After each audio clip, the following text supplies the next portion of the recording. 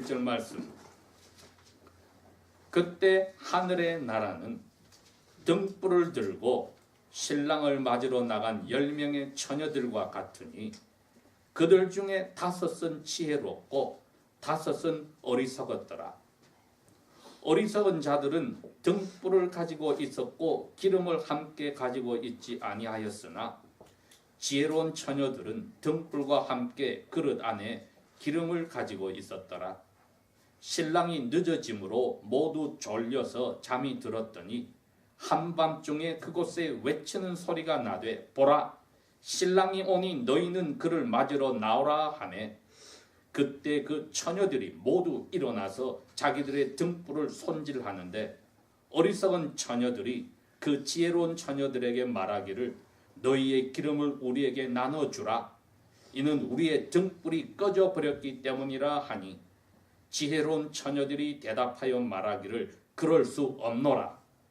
우리와 너희가 쓰기에 부족할까 염려하노니 너희는 차라리 기름을 파는 자들에게 가서 너희 쓸 것을 사라 하니 그들이 사러 간 사이에 신랑이 왔으므로 예비하였던 처녀들은 그와 함께 혼인잔치에 들어갔고 문은 닫혔더라.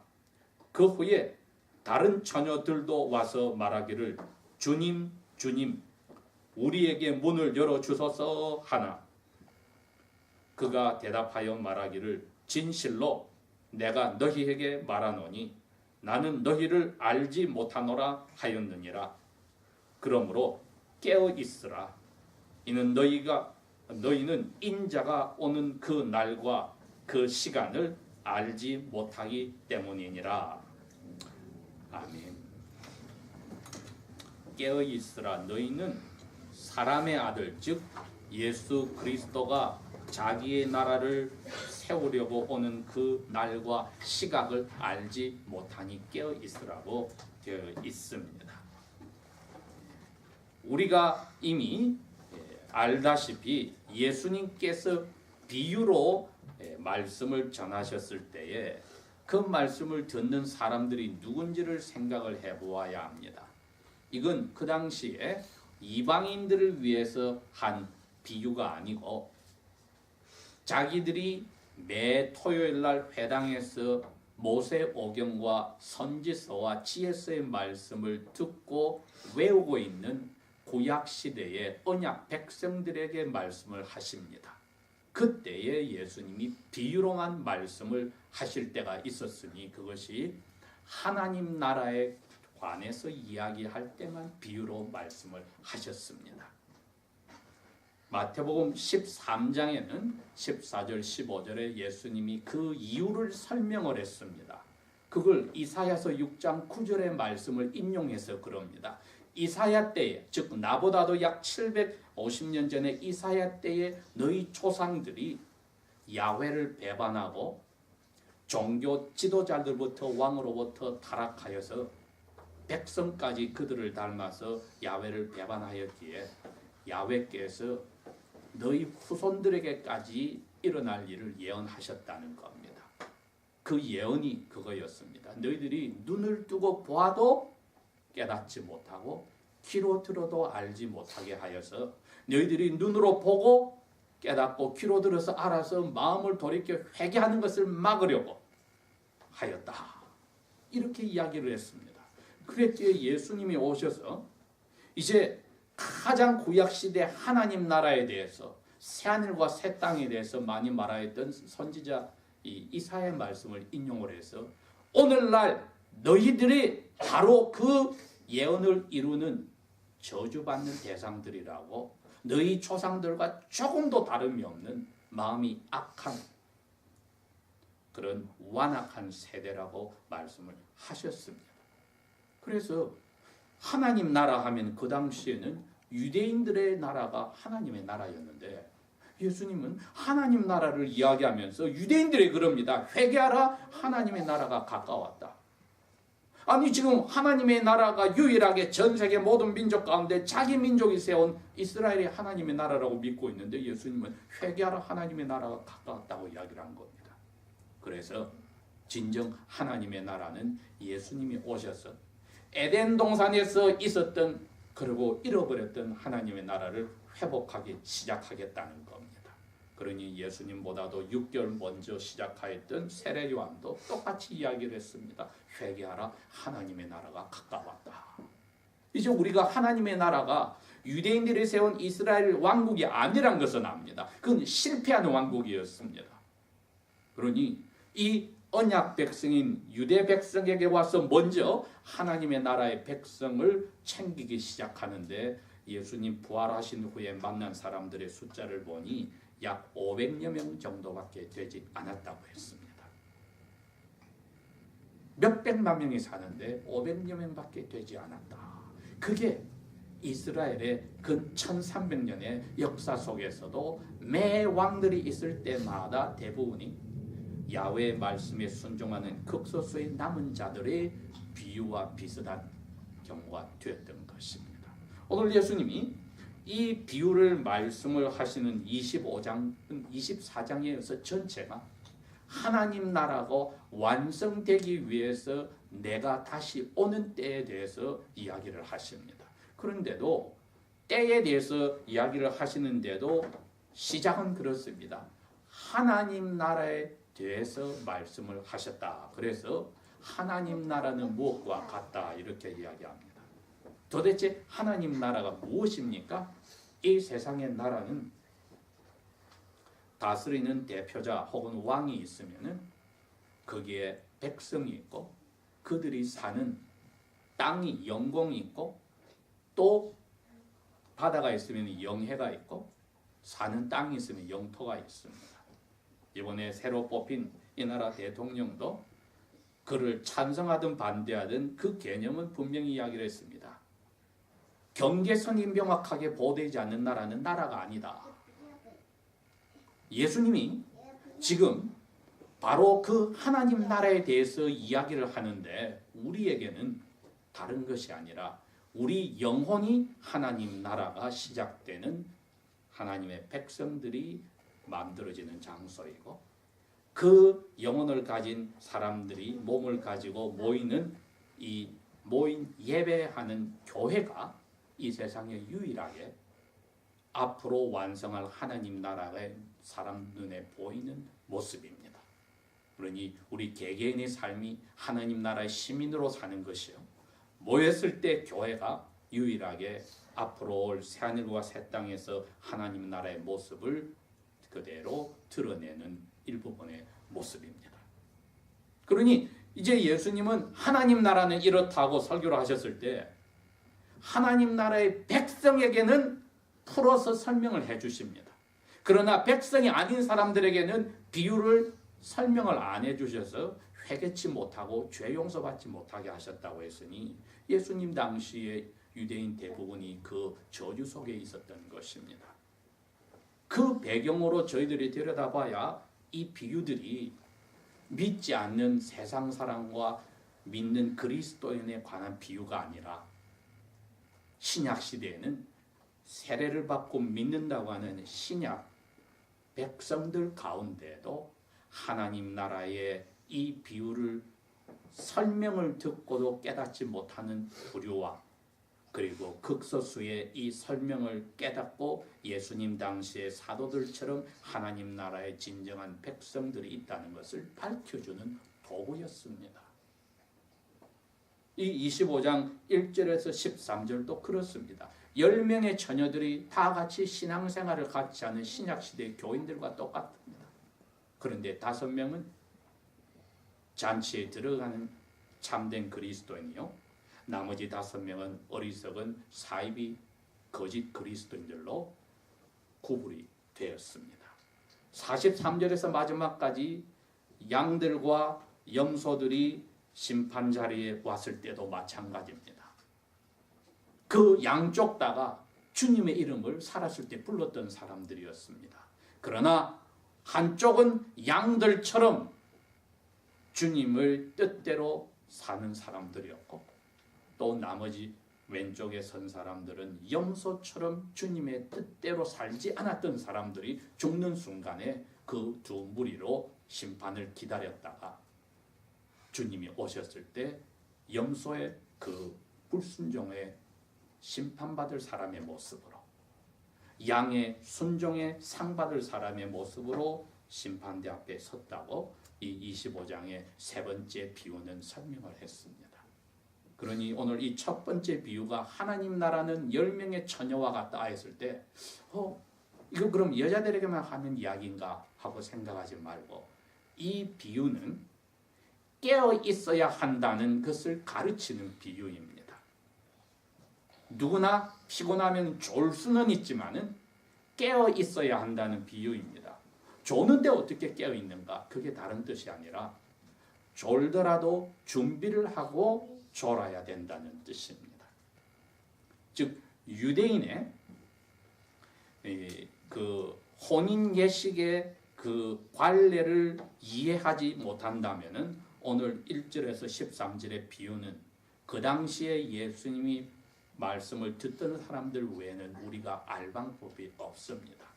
다행히 오늘날까지 존속하는 정통 유대교인들, 그 사람들이 그 당시에 2000년 전에 예수님 당시의 모습을 아직까지 유지하고 있는데, 그분들 가운데 가끔 개신교로 개종한 분들이 계시고, 그분들이 우리들에게 이 예수님 비유의 배경, 그 당시에 유대인의 사회 습관과 혼인 예식과 이런 것을 예수님이 차용해서 쓰신 것을 설명해 주는 그러한 자료들을 많이 주었습니다. 그래서 저희들이 그것을 이해하는 데 아주 큰 도움을 받았던 것입니다. 오늘 여기도 유대인들의 그 혼인 예식은 오늘날 일반 우리 서양이나 한국에서 이루어지고 있는 약혼식과 다른 개념으로 처녀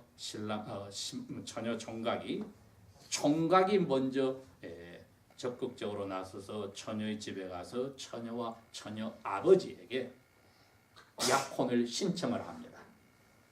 그래서 조건을 제시를 합니다. 이러이러하게 당신의 딸을 많이 키우시고 고생하셨으니 이 정도의 물질적인 사례를 하겠습니다. 그러면 신부 아버지가 마지막 결정을 해서 신부에게도 물어봅니다. 처녀에게. 그래서 처녀가 괜찮습니다. 그러면 결정이 났으면은 그 총각이 가져왔던 포도주를 건네줘서 따라줬을 때 신부가 그것을 마시면은 약혼을 승낙을 한 겁니다.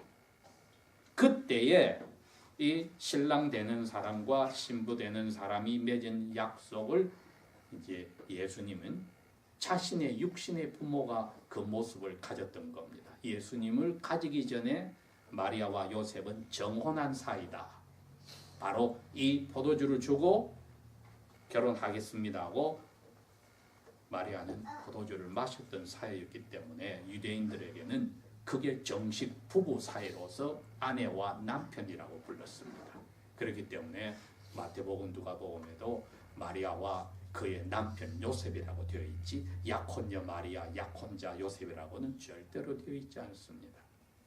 그러면은 이 사람이 이제 신부집을 떠나기 전에 말을 하는데 예수님이 제자들에게 하신 말이 그겁니다. 내가 내 아버지 집에 갈 때 늘 당신을 위해서 방을 준비하러 갑니다. 여러분 요한복음 14장에 예수님이 제자들에게 그랬습니다. 내가 갈 거야.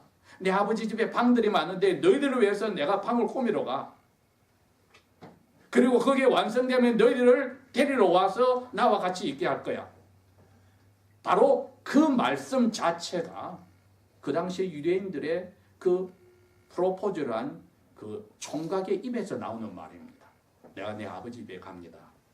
아버지 집에 가서 우리가 허니문을 할 방을 꾸미러 갑니다. 그때 다 꾸미면 오겠습니다. 요한복음 14장 말이 그게 그대로입니다. 예수님이 쓰시는 말이. 그러니 예수님이 이 비유를 말할 때 듣는 사람은 저게 무슨 말인가 압니다. 그러나 그 원리가 깨어서 주님 오실 때까지 기름을 준비한다는 것은 무엇인지 그 유대인들이 설명을 듣기 전에는 알 방법이 없는 겁니다. 자, 그러면 이제 이 사람은 돌아가서 자기 아버지 집에서 열심히 자기들이 살 신혼집을 꾸밉니다. 그럼 아버지가 철저하게 감독을 해서 허투루 집을 못 짓게 한다고 합니다. 근데 사람들이 와서 당신 약혼했는데 언제 결혼식 합니까? 물으면은 대답이 그렇습니다. 오늘 여기 25장 13절에 있습니다. 인자가 오는 그날과 그 시간은 알지 못하기 때문이니라. 다른 기절에 예수님 그랬습니다. 하늘에 계신 아버지만 안다. 아들도 모르고 천사들도 모르고 아버지만 안다. 이 총각의 친구들이나 동네 사람들이 친척이 묻습니다. 언제 결혼식 하오? 신부 데리러 언제 가? 예수님이 이 세상 자기 백성들을 데리러 심판하러 가는 날이 똑같은 신부를 데리러 간 날인데, 그러면 이 총각이 이렇게 대답합니다. 제 아버지만 압니다. 신기하죠, 여러분? 이렇게 함으로써 예수님은 그 당시에 유대인의 혼인 예식 자체가 결국은 이게 확장되면 하나님의 나라를 완성하러 오는 신랑으로서의 예수님이 오시는 것을 자기 제자들에게는 밝혀 설명을 한 겁니다. 자, 그런데 너희들의 자세가 어떠해야 되느냐, 이것을 가지고 예수님이 오늘 말씀하신 겁니다. 처음 1절에서 13절의 말씀은, 야, 이제 신랑 친구들이 집이 완성됐다는 소식을 듣고 신랑을 모시러 신랑 집에 와서 신랑과 이제 신부 집으로 떠나는데, 신부는 신랑이 떠난 순간부터 준비를 한다는 겁니다. 결혼 준비를. 자기 몸을 가꾸고. 그 다음에 모든 결혼해서 살아야 될 여성으로서, 아내로서, 나중에 자녀를 선물로 주신 엄마로서의 준비를 하는 시간에 투자를 한다. 그렇게 되어 있습니다. 그리고 이제 신부의 친구들, 브라이드메이드들은 항상 옆에 밤에 나타나면 모르니까 기름을 준비하고 등불들을 다 준비해서 기다린다. 그게 유대인들의 결혼의 모습이라고 설명이 되어 있었습니다. 자, 오늘 보니까 신부와 함께 10명의 신부의 친구들이 신랑이 온다는 소식이 들렸으니까 기다렸는데, 막상 그 시도 그 날도 모르고 기다리다 보니 그 날도 저물었는데 한밤중 되어도 오지 않으니까 졸고 있었다고 했습니다. 이거야 당연히 주님이 오실 때까지 이 세상이 악한 자는 더욱더 악을 행하고 의로운 자는 더욱더 의를 행한다는 말씀처럼 더 어려워지고 어두움에 들어가는 것은 사실입니다. 그게 여기서 표현하는 밤에 늦도록 신랑이 오지 않으니까 10명이 다 졸고 있더라. 참된 그리스도인이든 사이비 그리스도인이든 같은 예배당에서 예배하는 사람들이 다 졸고 있더라. 그러나 예수님이 이야기했듯이 깨어있는 사람은 기름을 준비하고 졸았습니다. 차이는 그겁니다. 한쪽은 그릇에 기름을 담지 않고 졸고 있었고, 한쪽은 그릇에 기름을 담고 졸고 있었다. 고래를 수많은 설교자들이, 학자들이 기름은 무엇이며 그릇은 무엇이며 이렇게 알레고리로 풀어가지만은 예수님은 하나님 나라의 법칙 하나를 여기서 밝힌 겁니다. 기름을 준비했다는 그 자체가 자기가 가지고 있는 등불을 밝혀서 주님을 맞을 수 있는, 신랑을 맞을 수 있는 유일한 길이 됩니다. 한밤중에 왔을 때. 그게 없으면 만날 수가 없더라. 그러니 입으로는 저희들이 주님 오실 날을 기다립니다, 찬송하지만은 마음속에 우리의 삶이 그 10명의 처녀들 중에 5명의 처녀는 그런 겁니다. 설마 한밤중에 오실까? 준비가 안 된 거지. 그러니 그릇은 있어도 기름을 담을 이유가 없다는 거죠. 초저녁에 오시면은 잠깐 비추면 그만이니까. 그런데 예수님은 이 신랑처럼 하나님 나라를 세우러 이 세상에 심판하러 오실 때 자기 자신도 모르는 시각이니까, 자기 자신도 모르는 날짜니까, 아버지께서 가랄 때 오면은 모든 신부의 친구들이 그릇은 가지고 있는데 그 예수님을 맞이하는 그리스도인의 모습은 있는데 그 안에 기름이 없으니 이것은 설마 이때 오실까 하고 내 원하는 대로 살았던 사람들이 있습니다. 즉 계획을 세울 때에, 집을 지을 때에, 이사를 갈 때에, 처녀 총각은 배우자를 만날 때에, 혹은 자녀를 선물로 주시면 자녀 교육을 할 때에, 친구를 사귈 때에, 직장을 잡을 때에, 이 모든 것에 내가 가지고 있는 계획이 앞으로 5년, 10년 이렇게 되어 있지, 주님이 오실 그것을 생각하고 계획을 안 세운 겁니다. 그러니 그리스도인으로 설교가도 되고 선교사도 되고 평범한 그리스도인으로 삶을 사는 것처럼 보이는 것 같을지라도 그 모든 활동이나 머릿속의 계획이 주님 오시는 것을 전제하지 않고 세우는 사람은 겉으로는 병을 든 그리스도인의 모습과 처녀의 모습이나 자기 자신을 위해서 산 거지 신랑을 맞으려고 산 게 아니었다는 겁니다.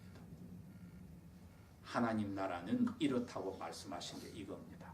너가 너 자신을 위해서 산다면은 내가 언제 오는 거 신경 끄고 살지.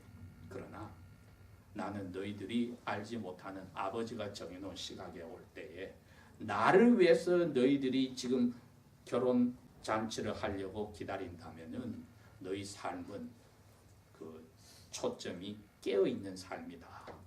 그 날을 준비하는 삶이다. 이거 밝혀진 겁니다. 당장 우리 마음속에 지금 뭐 하고 싶은 게 있을 겁니다. 또 일을 진행하고 있는 게 있을 겁니다. 이건 하나님께서 아들에게 가라 하고 하나님의 천사와 함께 아들을 이 세상에 하나님 나라를 세우려고 보낼 때에 그때 바위와 산아 나를 가려라 하는 자리가 되어서는 안 됩니다. 그걸 생각하고 우리가 계획을 세워야 한다는 겁니다.